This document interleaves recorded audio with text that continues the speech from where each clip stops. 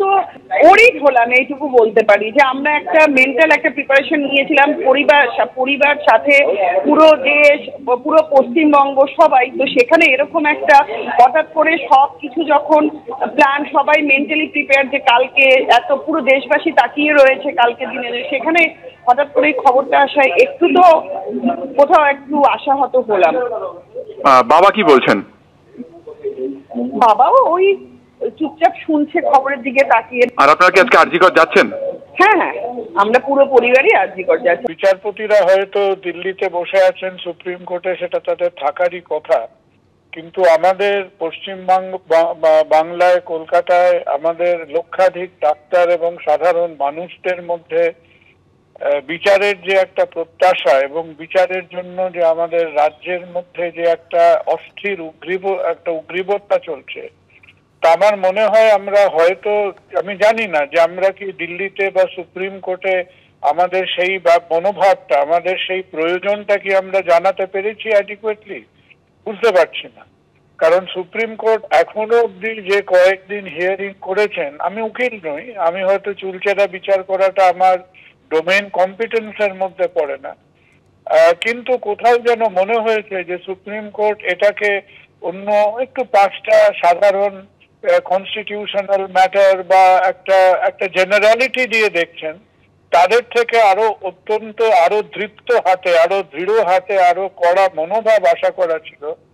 আমরা অনেকক্ষণ সময় নষ্ট হতে দেখলাম সেই 2টো না 4টে না 6টা না 8টা এই সময় নিয়ে, এবং এমন দীর্ঘ আলোচনা হলো প্রায় একই প্রশ্নে 2 দিন ধরে, যেখানে আমাদের পুলিশ ইজ নট রিপ্রেজেন্টেড। এটা তো একটা আমার কাছে একটা খুব লজিক্যাল প্যারাডক্স, একটা সাংঘাতিক আমার কাছে অদ্ভুত লেগেছে ব্যাপারটার মধ্যে। আর মানে সুপ্রিম কোর্ট কি আমাদের বলবে যে আমাদের খারাপ লাগছে, ভেবাচাকা লাগছে?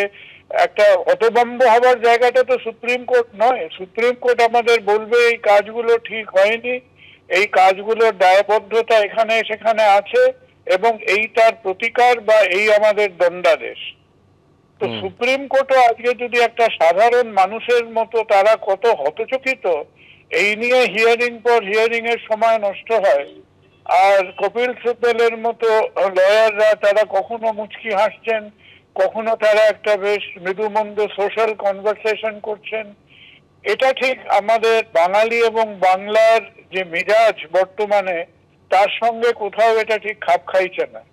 এবং তার সঙ্গে সঙ্গে যদি আমাদের এই বিচারের আশার বা প্রত্যাশাটা যদি আরো দীর্ঘায়িত হয়, তাহলে আমি বলবো যে সেটা আমাদের এই মানে খানিকটা হতাশা বাড়াবে, বরঞ্চ কমবে না। যেদিকে নজর ছিল গোটা দেশের যে আরজিকর মামলায় কি হয়, আগামীকাল সুপ্রিম কোর্টে শুনানি ছিল।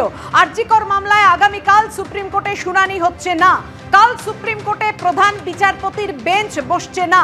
প্রধান বিচারপতি বেঞ্চ আগামীকাল বসছে না, সুপ্রিম কোর্টে শুনানি হচ্ছে না আরজিকর মামলার। আপনাদের জানিয়ে রাখি, আরজিকর মামলায় সুপ্রিম কোর্টে আপনারা জানেন এর আগের দিনই রাজ্য প্রশাসনকে একেবারে প্রতি পদে ভর্ৎসনা করে প্রধান বিচারপতির বেঞ্চ। পুলিশের ভূমিকা নিয়ে প্রশ্ন তোলে যে ভোরে যেখানে ঘটনাটি হলো এবং তারপর রাতে কেন এফআইআর, এই নিয়েও প্রশ্ন তোলে সুপ্রিম কোর্টে এই বেঞ্চ, প্রধান বিচারপতির নেতৃত্বাধীন বেঞ্চ। আর সুপ্রিম কোর্টে কালকে সকলের নজর ছিল সেই আরজিকর মামলার দিকে কি হয়। সেই শুনানি আগামীকাল হচ্ছে না। কাল সুপ্রিম কোর্টে প্রধান বিচারপতির বেঞ্চ বসবে না।